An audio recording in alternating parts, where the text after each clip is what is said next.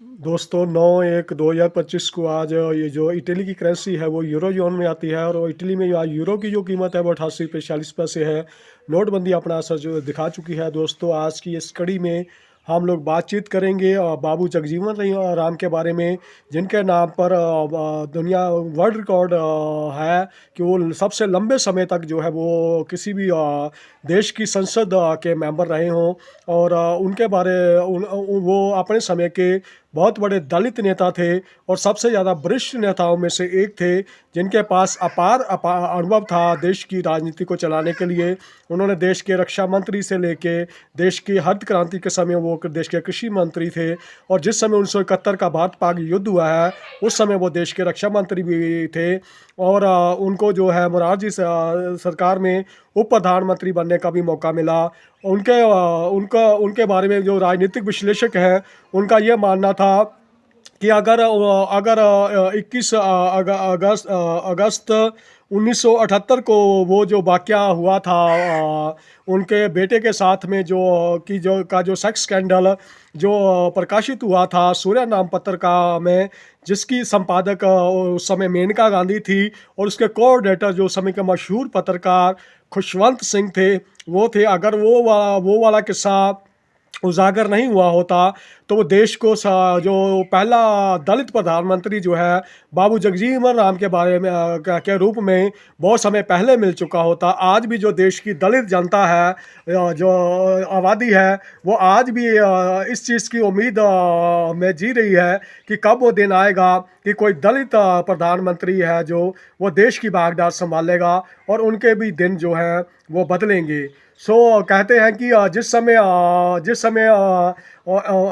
Emergency ख़त्म हो गई तो इमरजेंसी के बाद जो लोकसभा चुनाव हुए तो उनके जो मन मुटाव हैं बाबू जगजीवन राम के वो इंदिरा गांधी के साथ हो गए थे। और इंदिरा गांधी के साथ मन मुटाव होने के कारण उन्होंने अपनी पार्टी बना ली थी जिसका नाम था कांग्रेस फॉर डेमोक्रेसी। और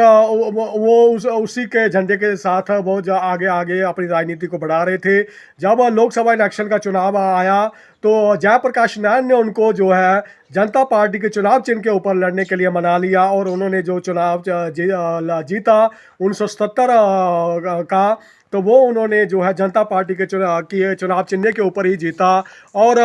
जब जब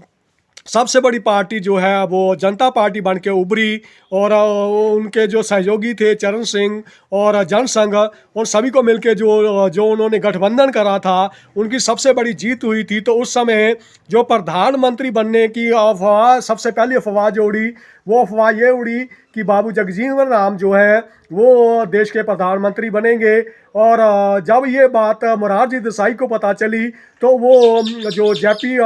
नारायण है उनके जयप्रकाश नारायण है उनके पास चले गए और उन्होंने उनको इस बात के लिए मनाया कि आप मेरे बारे में कैंपेनिंग करें और मैं देश का प्रधानमंत्री बनना चाहता हूँ। तो कहते हैं कि उस समय जो है जेपी नारायण जो है वो मीटिंग में आए जो जिसमें ये डिसाइड होना था कि प्रधानमंत्री कौन बनेगा नई सरकार का। तो कहते हैं कि उन्होंने जो है उस समय उनके उनके नाम का जो मुरारजी नाम का के नाम के ऊपर जो है मोहर लगाई और देश का जो प्रधानमंत्री बनने का जो मौका मिला वो सबसे पहले मोरारजी देसाई को ही मिला जो कांग्रेस विहीन सरकार बन रही थी 1977 में। तो मोरारजी देसाई को जो जो ये प्रधानमंत्री बनने का मौका मिला। कहते हैं कि जब ये घोषणा हो गई कि मोरारजी देसाई ही देश के प्रधानमंत्री होंगे तो उस समय का जो मंत्रिमंडल गठन हुआ तो उस मंत्रिमंडल का समारोह का जो है बहिष्कार जो है बाबू जगजीवन राम जी ने करा और उन्होंने अपना वो गए नहीं। वो बाद में उनको मना लिया गया और उनको जो है रक्षा मंत्री का जो पद है उनको वो दिया गया। और उसके बाद में जब 1978 में जब दबाव बनाया चरण सिंह ने अपनी रैली करके बोर्ड क्लब के ऊपर किसान रैली करके, तो उसके बाद जो है बाबू जगजीवन राम जी को भी उप प्रधानमंत्री बनाया गया। और चरण सिंह को तो पहले ही निकाल दिया गया था मंत्रिमंडल में से और साथ में जेपी नारायण को भी निकाल दिया गया था मंत्रिमंडल में से। तो बहुत सारी जो जिस समय ये सरकार बनी थी उस समय 3 लोग जो है वो प्रधानमंत्री बनने के हकदार थे, और सबसे वरिष्ठ जो थे वो बाबू जगजीवन राम थे। पर बाबू जगजीवन राम को जो है पहला मौका जो है वो जेपी नारायण ने नहीं लेने दिया, और दूसरी बार जब मौका आया, जब आपसी मतभेद के कारण जो है वो मोरारजी देसाई की सरकार गिर गई, उन्होंने इस्तीफा देना पड़ा, तो जो अगला प्रधानमंत्री बने उसके लिए भी जो कैंपेनिंग है वो जयप्रकाश ने ही करी थी, जयप्रकाश नारायण ने ही करी थी। और जयप्रकाश नारायण को के बारे में ये मशहूर था कि वो जो है चरण सिंह के खेवनहार है, उनको चरण सिंह का हनुमान भी कहा जाता था। कहते हैं कि जिस समय मोरारजी देसाई सरकार गिर गई तो संजय गांधी ने उनसे कहा था कि आप भी प्रधानमंत्री बन सकते हैं, तो उन्होंने इस बात से मना करा कि नहीं, ये बात अभी नहीं हो सकती, अभी चरण सिंह के प्रधानमंत्री बनने का टाइम है। और उन्होंने कहीं पे भी बाबू जगजीवन राम का नाम जो है प्रधानमंत्री के रूप में नहीं लिया। और जब संजय गांधी ने कहा कि आप भी प्रधानमंत्री बन सकते हैं, वो कहते ये बात संभव है, पर अभी नहीं, ये बात संभव नहीं है। तो उसके बाद जो है चरण सिंह जो है प्रधानमंत्री बने, और जो वो सरकार भी ज़्यादा लंबे समय के लिए नहीं चली, मात्र 23 दिन तक ही वो प्रधानमंत्री रहे। और जब मंत्रिमंडल के गठन को लेके सारी बातचीत हुई तो बहुत सारी बातों को लेके जो है चरण सिंह वो समझौता करने के लिए तैयार नहीं थे। और जो इमरजेंसी के समय में जो केस कांग्रेस नेताओं के ऊपर लगे हुए थे, वो कांग्रेस का वो केस भी वापस लेने के लिए तैयार नहीं थे। तो उस समय जो है फिर जो मतभेद हो गए, और जो कांग्रेस ने है उनसे समर्थन वापस ले लिया, और वो फिर प्रधानमंत्री नहीं बन पाए। दूसरी बार भी जो है बाबू जगजीवन राम को प्रधानमंत्री बनने का मौका नहीं मिला। और कहते हैं कि सबसे ज़्यादा नुकसान जो है उनके अपने बेटे सुरेश ने उनको पहुंचाया, जब वो अपनी गर्लफ्रेंड को लेके मोहन मिकन गाज़ियाबाद के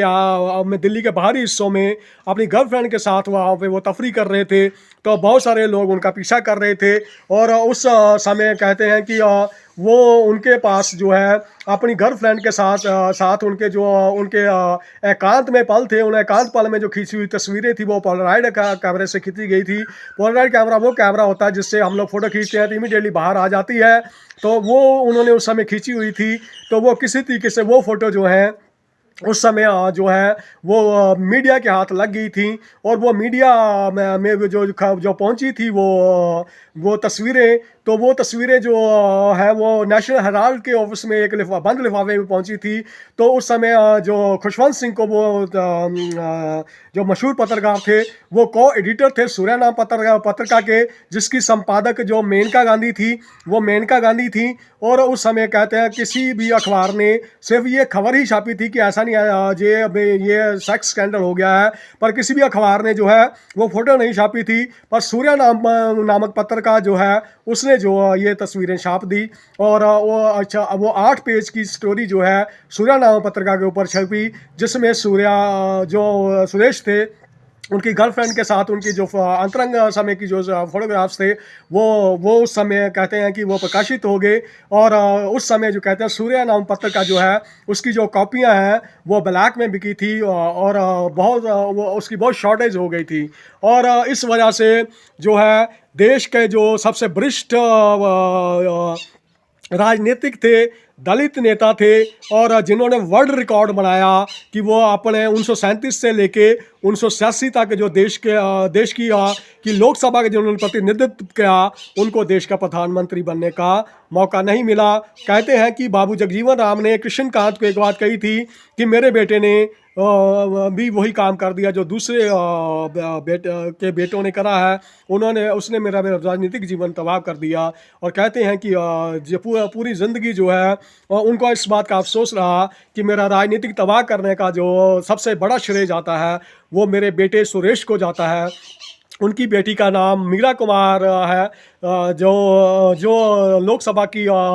अध्यक्ष भी बनी, वो कांग्रेस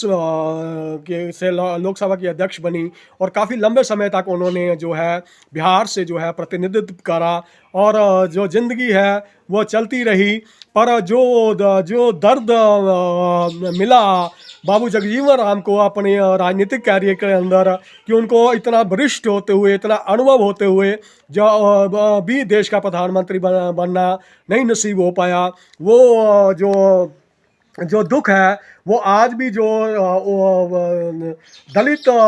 समुदाय है इंडिया का उसके अंदर रहा है, रोष के रूप में प्रकट होता है। कई बार वो लोग इस बात की चर्चाएं करते हैं कि क्यों नहीं बाबू जगजीवन राम को प्रधानमंत्री बनने का मौका मिला। 1935 में उन्होंने जो हैमंड कमीशन है उसको उसके आगे उन्होंने ये भी मांग रखी थी कि जो देश के दलित हैं उनको मतदान करने का अधिकार नहीं है, तो उनको मतदान करने का जो अधिकार है वो होना चाहिए। इसके अलावा उन्होंने जो है 1934 में अखिल भारतीय रविदास महासभा और अखिल भारतीय दलित वर्ग लीग की स्थापना भी करी थी। और उनके जो योगदान है 1942 का जब देश में अंग्रेजों भारत छोड़ो आंदोलन चल रहा था, तो उस समय उन्होंने जो है जो देश की दलित समुदाय था उसको जो देश की उन्होंने जो है